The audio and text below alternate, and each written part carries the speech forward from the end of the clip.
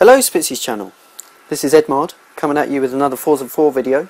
This time we're going to be doing part 1 of a series that I'm doing where we'll be going through different cars and tuning them. And the idea is that I didn't want to do a tuning guide because it would take ages, and I know that there would always be something that I wish that I put in it, but I always forget to put everything in. Like every time I do a video, every time I want to explain something, there's always something that I miss out and I wish that I had said. So it will never be quite complete if I did a tuning guide. So what I'm going to be doing instead is going over different cars and tuning them for drifting. So hopefully with each car there might be something different that we need to change, or something that we need to do to the tune that will help it to drift. So in this first part we're going to be going over the MX-5, the third generation one, which is one of my favourite generations actually. I hate the Gen 2, the Gen 1 looks nice, and the Gen 3 is actually quite nice. The Gen 4, if you haven't seen the Gen 4 pictures, oh my god, that thing is, oh! Actually, you should, if you actually want to see a really cool MX-5 that you can get from Mazda, you want to look up the what's it called? Spider? I think it's the Spider. Anyway, let's look at the tune that I've put on it so far. This is a very bog standard tune. I haven't drifted it yet. It's just a very quick thing that I did. So at the moment we've got the tyres and the gears and the alignment and the anti-roll bars and the springs and the damping. Yeah, so this is just a pretty standard tune, similar to what I would put on all my cars before I go and test drive them and make sure that the tune's good. So we'll go and make sure that the tune is any good in a test drive on Tsukuba Short. I'll meet you on the other side. Alright, we are back, and here I am in the test drive, about to drift this car for the very first time. And here on this first corner here, do I want to say here anymore? I'm just checking fourth gear, see if fourth gear is any good. And I remember that it was actually felt a bit long, but it felt like the car was a little bit underpowered, to be honest. And also, I think I might switch it up to the game camera. Oh, yeah, here we go. Okay, so if you listen to the car, well, you probably won't be able to hear it very much, but I'm actually struggling to get this car really going on this longer bit here. See how I straighten up? And so I'm feeling like this car might be a little bit underpowered. Maybe we could do something with the gears. Usually when your car feels like it's bogging down a little bit, you can maybe put a little bit more acceleration in your final drive. But here, like for example, my car was just, I had to really put a lot of effort in to get it out of that corner. And then here again, dropping it down into third gear, it was actually hitting the red line. I think the replay's actually buggered up a bit on the Forza, but so it's not actually sounding like it's hitting the red line. But it was really like, when I was in third on the shorter corners, it was hitting the red line, and I had to go with less angle so that I could actually get around the corner, because it didn't feel like it could actually make it. And then on the longer corners, fourth gear just didn't have enough grunt to make it. And so on this next lap, what I did was I opened the telemetry. So that's what we're going to do now.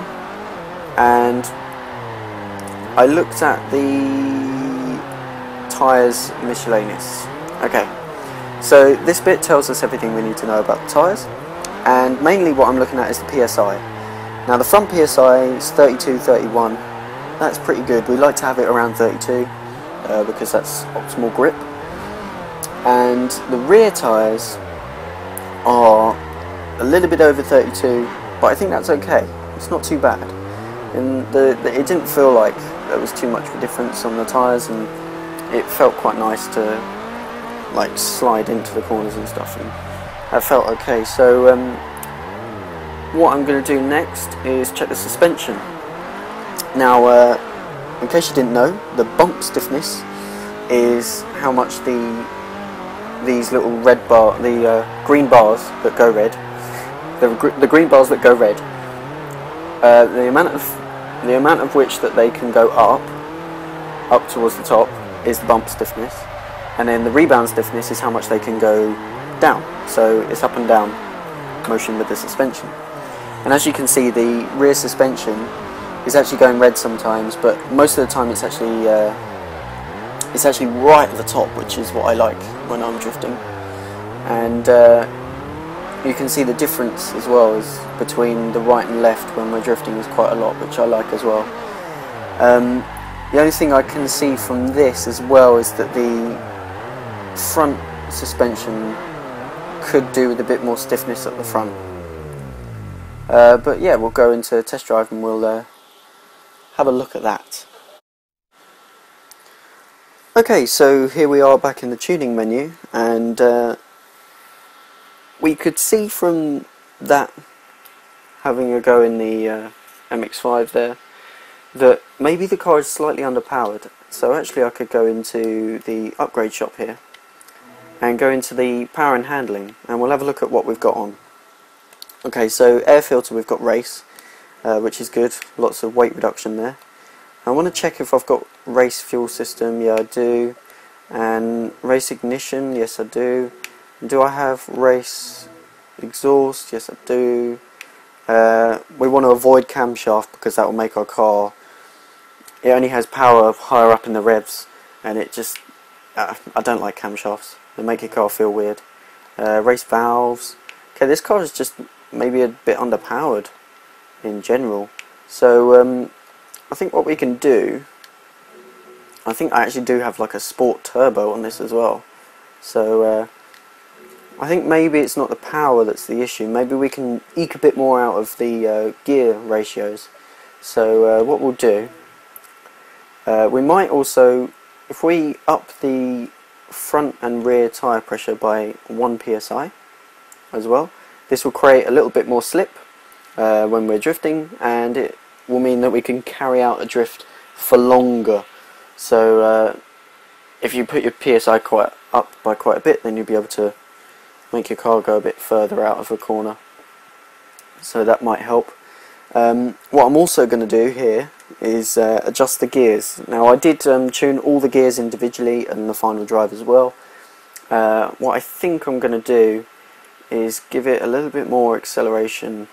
So we'll put it up to 6.5, and we'll just adjust third so it's a bit longer as well, and second so it's a bit longer, so it's nice and smooth on the graph.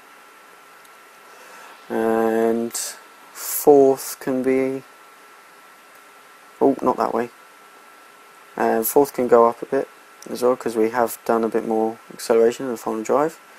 And then we'll just smooth out fifth and sixth so that it looks nice.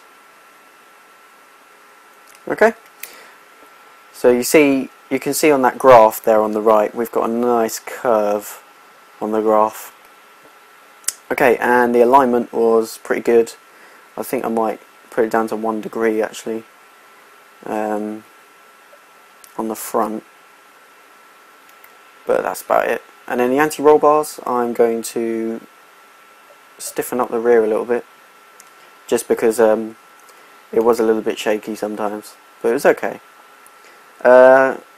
Front springs could go down a bit so it's not so bouncy on the front, and the rear springs can go down a bit so it's not so bouncy. Ride height's fine. Okay, damping.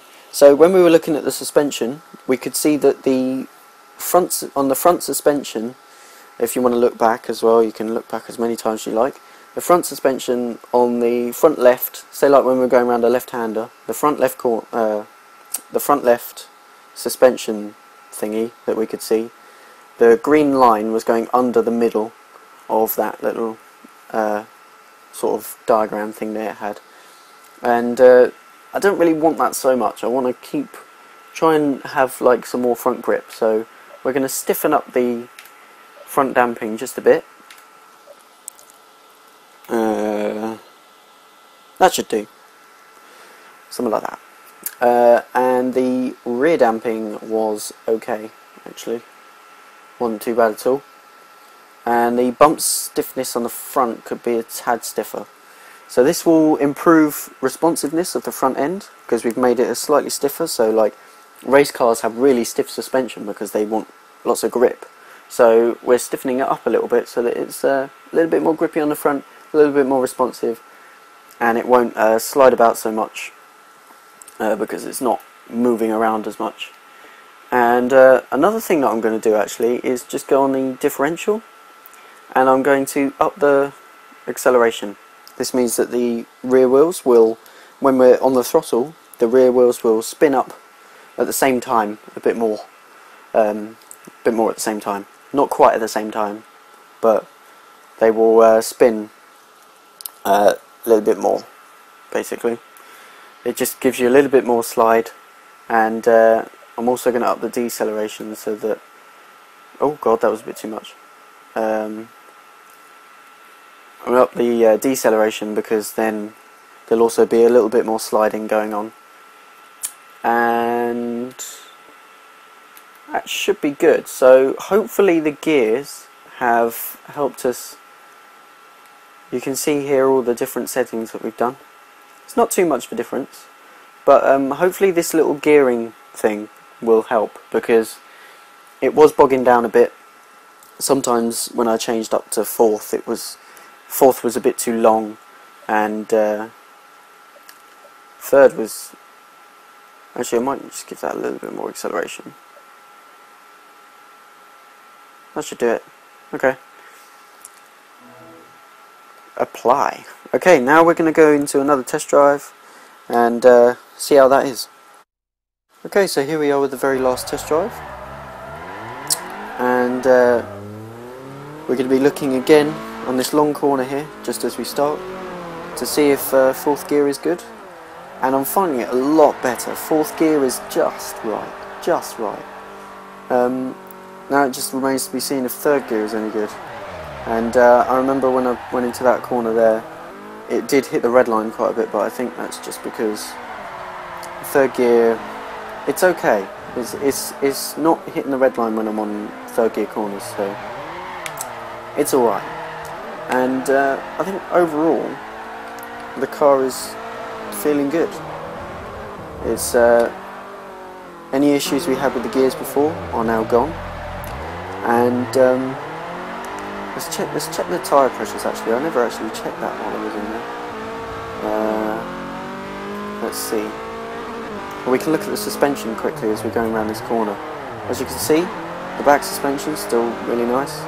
Now the front suspension, there's maybe a tad too much load on the front, like on the front right here, maybe just a tad too much load, but it's actually okay. It's not too bad, and it's not as bouncy as it was before, which is nice. And I think it's going pretty well actually with this car now. And as you can see, it's not like bogging down, and I think that's also due to the up in tyre pressure. I think that really helps, and also the gearing is a lot better. So yeah, I think all in all the things that we've done to this tune have really helped, and it's become something that's actually really good drivable car. And I think, what kind of speeds am I reaching? 77 there. Some good speeds around the corners as well. Let's have a look, see what speed I reach on this apex here. No, it's not a very good line in. 57ish. That's really good actually. I'd be like 60 is like a benchmark for super duper speed on that second corner there. But I'm pretty happy with 57. And yeah, I'm actually really pleased with this car now.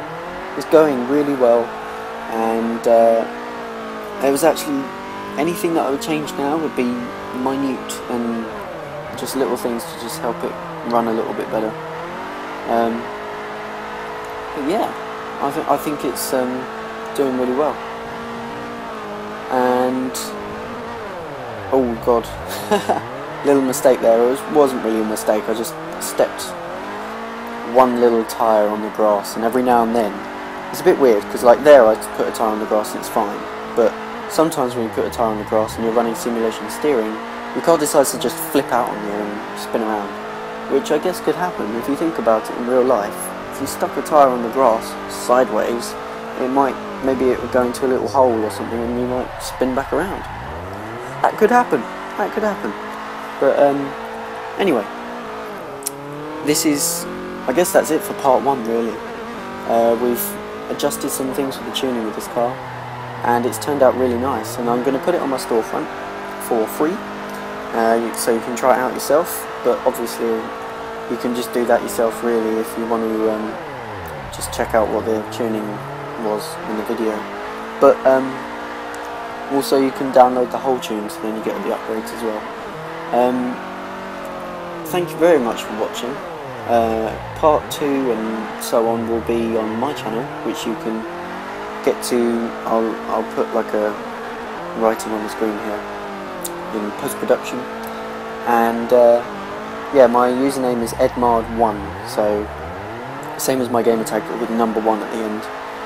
And yeah, I'm gonna be putting that on the storefront. You can search in the gamer tag search Edmard, E-D-M-A-R-D, Edmard, in the gamer tag search, and you'll find my storefront.